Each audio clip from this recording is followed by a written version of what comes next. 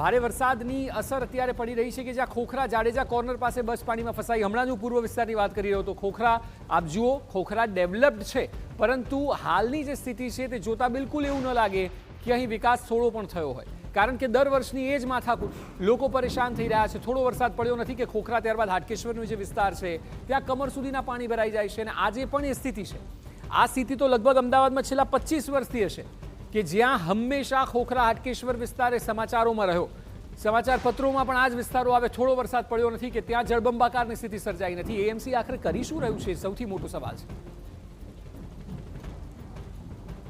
તો અમદાવાદના તમામ વિસ્તારોમાં જે પ્રકારે હાલ પરિસ્થિતિ પાણીને લઈને જળ પ્રલયની જોવા મળી રહી છે તે વિષય પર નરેન્દ્ર રાઠોડ અમારા સંવાદદાતા જોડાયા છે. નરેન્દ્ર, એક વાત ચોક્કસ છે કે પૂર્વ વિસ્તાર હોય કે પશ્ચિમ વિસ્તાર હોય, તમામ જગ્યાએ એક સમાન દ્રશ્યો છે. એએમસીની કામગીરી ઉપર સવાલ કરતા દ્રશ્યો ચોક્કસ છે, કારણ કે અમદાવાદ જળબંબાકારની સ્થિતિમાં છે.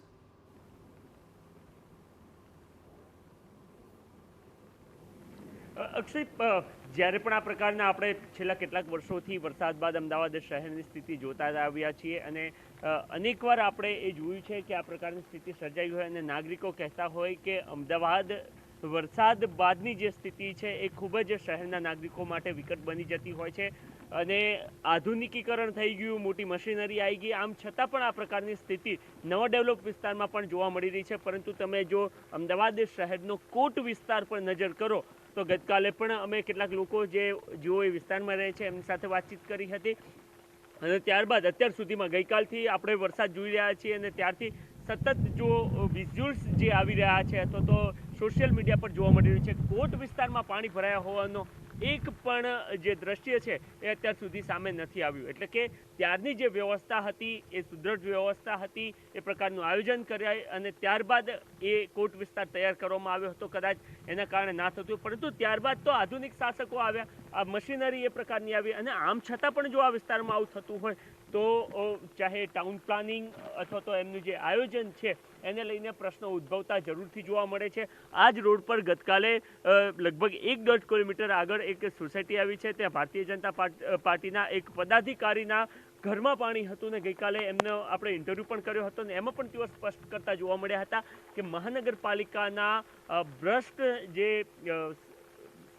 અધિકારીઓ છે એમના કારણે આ પ્રકારની સ્થિતિનું નિર્માણ થતું હોય છે. પર્ટિક્યુલર એમને આ રોડની જ વાત કરી હતી જે અત્યારે હાલ આપ દ્રશ્યમાં જોઈ રહ્યા છો. આ વ્હાઇટ ટોપિંગ રોડ છે અને જ્યારે વ્હાઇટ ટોપિંગ રોડ બનાવવાની શરૂઆત મહાનગરપાલિકાએ કરી હતી ત્યારે રોડ તૂટશે નહીં, આ સિવાય રોડની નીચે એ પ્રકારની ટ્રંક લાઇન, ડ્રેનેજ લાઇન તૈયાર કરવામાં આવી છે કે જેના કારણે આ રોડ પર પાણી નહીં ભરાય. પરંતુ ચાહે આપણી પ્રહલાદનગર પાસે આવેલ પ્રેરણા તીર્થવાળો વ્હાઇટ ટોપિંગ રોડ હોય ત્યાં ગતકાલે પાણી જોવા મળ્યા હતા, આ રોડ પર પાણી જોવા મળ્યા છે. આ સિવાય ઈશનપુરમાં પણ વ્હાઇટ ટોપિંગ રોડ આવેલો છે અને એ રોડ પર પણ ગઈકાલે પાણી જોવા મળ્યા હતા. એટલે કે તમે નામ નવું આપી દો પરંતુ કામ તમારું એ નહીં રહે. માત્ર ને માત્ર આરસીસી રોડને વ્હાઇટ ટોપિંગ રોડ આપીને એનું બજેટ ઊંચું કરી દેવામાં આવે. 4.5 કરોડ રૂપિયાના ખર્ચે આ રોડ તૈયાર કરવામાં આવ્યો છે અને આમ છતાં પણ વરસાદનો બીજો રાઉન્ડ, આની અગાઉ પણ તેઓ તો એવી ફરિયાદ કરી રહ્યા હતા કે દર વખતે વાયદા કરવામાં આવે છે કે આ વખતે પાણી નહીં ભરાય, તો પછી એ રૂપિયા જાય છે ક્યાં? એ સૌથી મોટો સવાલ છે.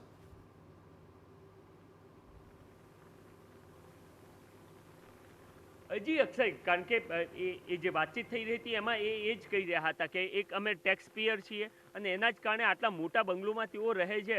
લગભગ 1.5 થી 2 કરોડ કે 5 કરોડ સુધીના બંગલો આ સોસાયટી આગળના સમગ્ર રસ્તા પર આવી રહ્યા છે. તો એ પ્રમાણે ટેક્સ પણ પે કરીએ છીએ અને જ્યારે આટલો ઊંચો ટેક્સ પે કરતા હોઈએ ત્યારે સરકાર પાસેથી એ અપેક્ષા તો તેઓ રાખતા જ હોય કે એ પ્રકારની સુવિધાઓ એમને પ્રાપ્ત થાય, પરંતુ સુવિધાના નામે મીંડું જોવા મળતું હોય છે અને એના જ કારણે આ પ્રકારના આક્ષેપ કરતા અથવા તો એ આક્રોશ છે એ નાગરિકોનો જોવા મળતો હોય છે. થોડી વાર પહેલાં જ હમણાં આપણે લાઈવમાં એક વ્યક્તિ અહીંયા જ નજીકની સોસાયટીમાં રહે છે, તેઓ નીકળ્યા હતા અને એવું કહેતા હતા કે આ થોડુંક વધારે પડતું જ પાણી આવી ચૂક્યું છે અને જાણે કે અમારો વિસ્તાર અમે બેટના કિનારે રહેતા હોય એ પ્રકારના સ્થિતિનું નિર્માણ થયું છે.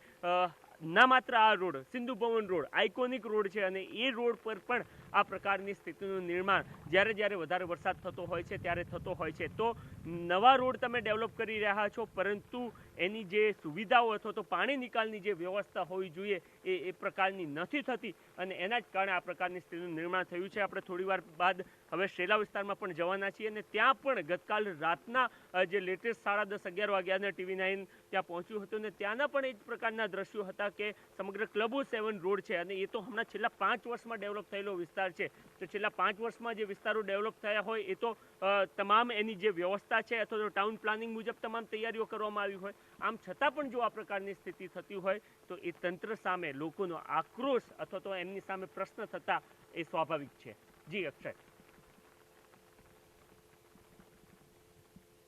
છતાં આ સ્થિતિ, આભાર સમગ્ર માહિતી બદલ. તો અમદાવાદમાં પૂર્વ પશ્ચિમ તમામ વિસ્તારોમાં પાણી છે. એવા વિસ્તારો કે જ્યાં મોડલ રોડ અને આઇકોનિક રોડ બનાવવામાં આવે છે તેવા સિંધુ ભવન વિસ્તારમાં પણ જો વરસાદી પાણી આટલા ભરાતા હોય તો અમદાવાદ મ્યુનિસિપલ કોર્પોરેશને થોડી તો શરમ ખાવાની જરૂર છે. એટલા માટે કારણ કે આપ કરોડો રૂપિયા ખર્ચો છો અને લોકોને એક સ્વપ્ન બતાવો છો કે આ રોડ ઉપર સુવિધાઓ મળશે. લોકો ત્યાં રોકાણ કરે છે, ચાહે કોમર્શિયલ હોય કે રેસિડેન્શિયલ હોય, કરોડો રૂપિયાના ઘર ખરીદે છે, દુકાનો વેપાર પોતાના વિકસાવે છે અને જ્યારે ચોમાસાના 4 મહિના હોય ત્યારે આ પ્રકારની સ્થિતિ સર્જાય છે.